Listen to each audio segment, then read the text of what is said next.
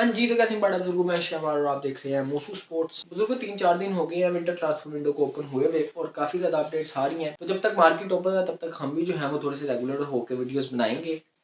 काफ़ी नए नए टैलेंट निकल के आ रहे हैं, काफ़ी नई नई साइनिंग्स सुनने को मिल रही हैं, उन पे हम जो है वो अगली आने वाली वीडियोस में बात करेंगे। आज मैं चाह रहा हूँ कि ट्रांसफर मार्केट ओपन होने से पहले जो फ्री ट्रांसफर्स कुछ हो चुकी है और जो कुछ एक्सटेंशन हुए हैं पिछले 2-4 दिनों में, उनके बारे में हम बात कर लें। बाकी जो न्यू टैलेंट्स की और जो न्यू साइनिंग्स वगैरह हो रही हैं उन पे हम अगली आने वाली वीडियोस में बात करेंगे। बुजुर्ग अगर हम लोग सबसे पहले बात करें one of the best strikers of the world Luis Suarez की। बुजुर्गो लुइस सुआरेस का जो है वो मैं तुम लोगों को मेरे हाथ से समर ट्रांसफर विंडो में भी बोला था कि भाई मेसी चला गया और लुइस सुआरेस भी जो है वो इंटर मियामी चला जाएगा। वो तब से ही रूमर्स चल रहे थे और अब जो है वो फाइनली ब्राजीलियन क्लब जर्मियो के साथ कॉन्ट्रैक्ट खत्म होने के बाद, क्योंकि 1 साल का कॉन्ट्रैक्ट था पिछली विंटर ट्रांसफर विंडो में हुआ था कॉन्ट्रैक्ट साइन, अब as a free transfer Luis Suarez ने जो है वो इंटर मियामी को ज्वाइन कर लिया। यार तुम लोग इमेजिन करो कि हम लोगों को जो है वो एक दफ़ा फिर से Luis Suarez, Lionel Messi, Jordi Alba और सर्जियो बुस्केट्स एक साथ देखने को मिले। मैंने तुम लोगों को कहा था कहीं ना कहीं इंटर मियामी जो है ना वो प्राइम बारसा को जो है वो रीजनरेट करना चाह रही है। वैसे तो ये कॉन्ट्रैक्ट जो है वो 1 साल के लिए ही है, लेकिन 1 साल की एक्सटेंशन का क्लॉज भी ऐड किया गया है कॉन्ट्रैक्ट में। ये साइनिंग जो है वो वाकई इंटर मियामी के लिए काफ़ी तगड़ी साबित होगी। और अगर तो इन चारों प्लेयर्स की केमिस्ट्री और बॉन्डिंग आपस में बिल्कुल अच्छी बन जाती है, दोबारा से रीजनरेट हो जाती है, तो फिर इंटर मियामी जो है वो इस दफा एमएलएस में नहीं पाएगा।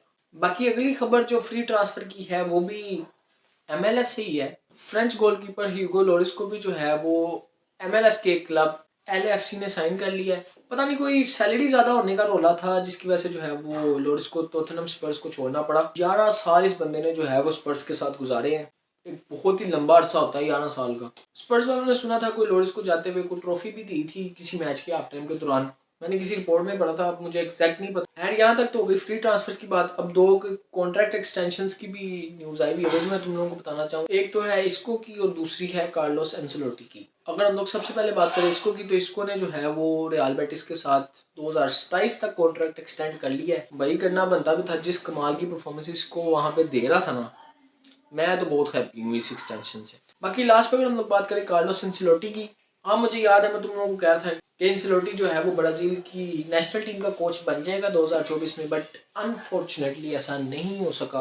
रियल मैड्रिड के साथ जो है वो उसने कॉन्ट्रैक्ट एक्सटेंड कर लिया है, मेरे ख्याल से 2026 तक शायद किया है।